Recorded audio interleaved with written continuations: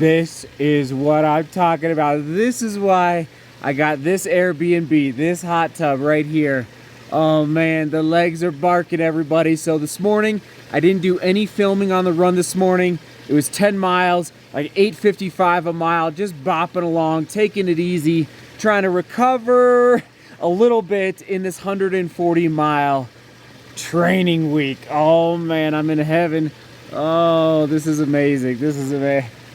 Oh, I need a hot tub. I need a hot tub. Look at this house. It's kind of cool. Or crazy.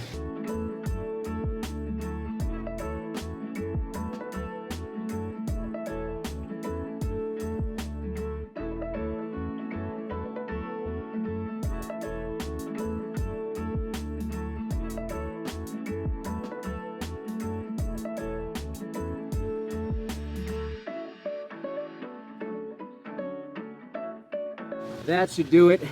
About 15 minutes in the hot tub. Oh man. All right, one of the challenges of running in Leadville, I'm realizing, is that it is harder to run at 10,000 feet above sea level, of course, but the mind game is the fact that there's a town up here. You know, this used to be a city, used to be, I think, around 30,000 people that lived in Leadville, roughly. And now I just struggle with the fact that there's a town, there's people. I should be able to run fast in the town, but the reminder I have to make to myself is that when I'm going up any 14er, Grays, Torreys, Pikes Peak, at 10,000 feet, how's my body feeling? How's my breathing? How's my legs feel? Because that's where I'm at right now. So even on Grays, like, I know exactly where 10,000 feet is, and it's just harder to run fast up here. It's just harder, and that's why it's high altitude, and that's why you come up here to get those red blood cells. All right, time to pack up, time to hit the road, back to low altitude, Mile High City.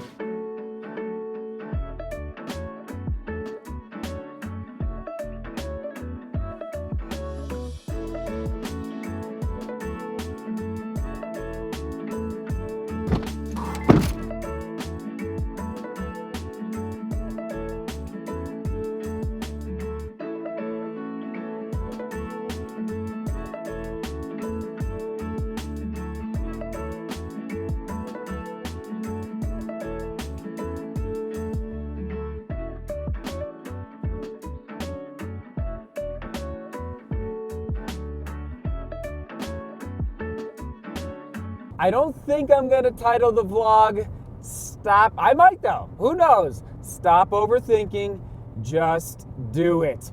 Bridget and I, True Love and I, we were on the fence about coming up to the mountains, but I was looking at the weather patterns and I was like, you know what? I think I can do it. And sure enough, Leadville was amazing. 3 days, oftentimes bluebird skies, no snow on the ground. Now I realize the storm is coming. When you're watching this Sunday morning, it's probably already here, but as the old adage goes, you can't just read about doing push-ups.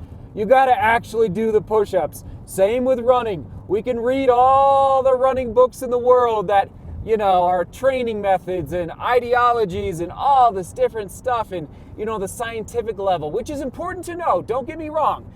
Same with, it's important to know the road conditions. Like, it's gonna start snowing, I know it is, but I was able to get up here and train at a high level, at high altitude, despite the warning of the winter storm on its way. But anyway, at the end of the day, we just gotta get out there and put one foot in front of the other, keep working, keep breathing, and build that aerobic engine. We can't just read about running, we actually have to go out and run.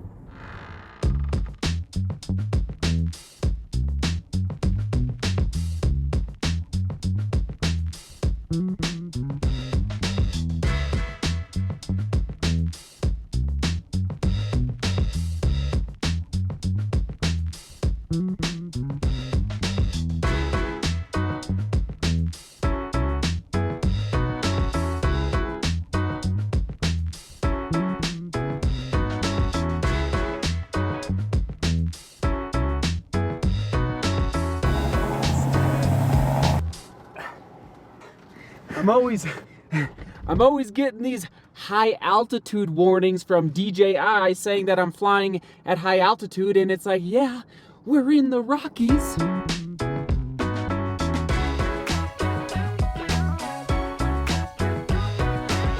Fueling up, and I have not forgotten, maybe forgot a little bit, but haven't forgotten about giving a shout out to one of the best comments from yesterday's vlogs. Listen, it's all about the comments for me, getting the conversations going. And so, shout out to Thomas Petalino. He says, love the Leadville videos. Get home to help with all that snow. Thomas, I'm on my way. I use running as a tool to help me do my job. I'm in the landscape business. Hard, strenuous job.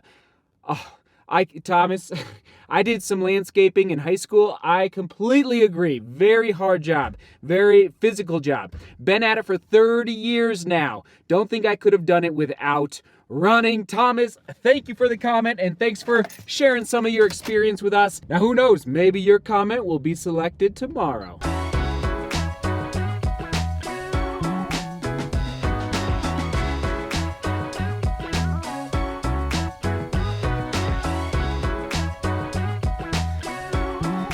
We made it.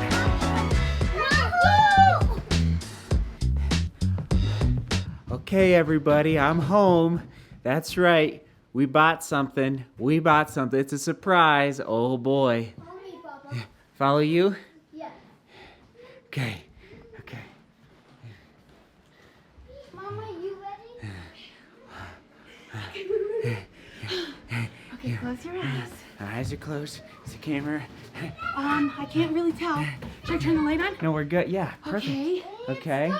Okay. Open. This is. It's huge. It's huge. No pillow fights. It's huge. Line up. You Uh, just knocked your chocolate down. our new bed.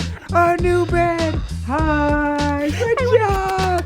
That's what I'm talking about. Hun, how did you do all this? I know, my own muscles. Hun. That's why I took yesterday off. Oh Strava. my goodness. Oh, no run yesterday on Strava. I got so tired by the end. My arms were hurting. This is amazing. Honey, Hun, this isn't is huge. so much bigger. Do you think?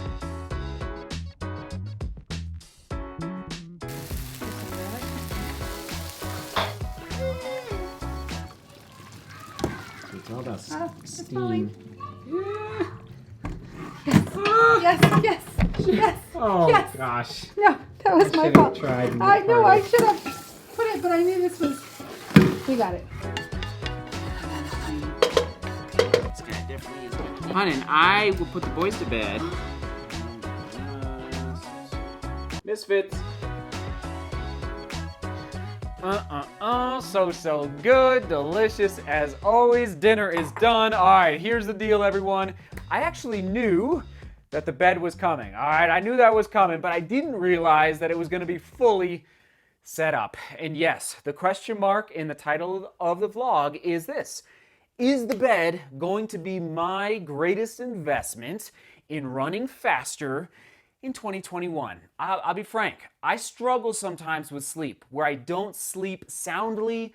I wake up at 2 a.m. and I feel like fully refreshed, and I almost jump out of bed like, okay, it's time to start the day. It's time to go run. But I know, like, no. Shut it down, sleep for 3 more hours. It's really bizarre, and I'm going to get to the question of the day here in a second. And so, we've talked about this on the channel before, and my rule of thumb that I learned from my coach in college is that if you're running 70 miles a week, you sleep 7 hours a night. 80 miles a week, 8 hours a night. 90, and that was just kind of that's not based in science, but that was his rule of thumb that he taught us as, athletes in college, training at who can sleep 9 to 10 hours a night, though. As, it's like, if you can sleep 9 to 10 hours a night, that's very, very impressive. But for me and for us, like, we bought the bed, and I just am striving to figure out, okay, how do I because I don't know if you knew this, but the regeneration, the adaptation to the training happens while you're sleeping. All right, it doesn't happen while you're walking around after the workout. It doesn't happen when you're sitting down eating dinner. It actually happens when you're sleeping. And so, if you're sleeping more soundly, and I'm just gonna say, in those correct REM cycles, and yes, getting that full amount, I mean, this is why the elite, the professional runners, they, sleep, I've heard at least 8 hours a night, but then they all, from what I understand, they all take naps at some point during the day. Again, just to allow their bodies to adapt to, it blows my mind.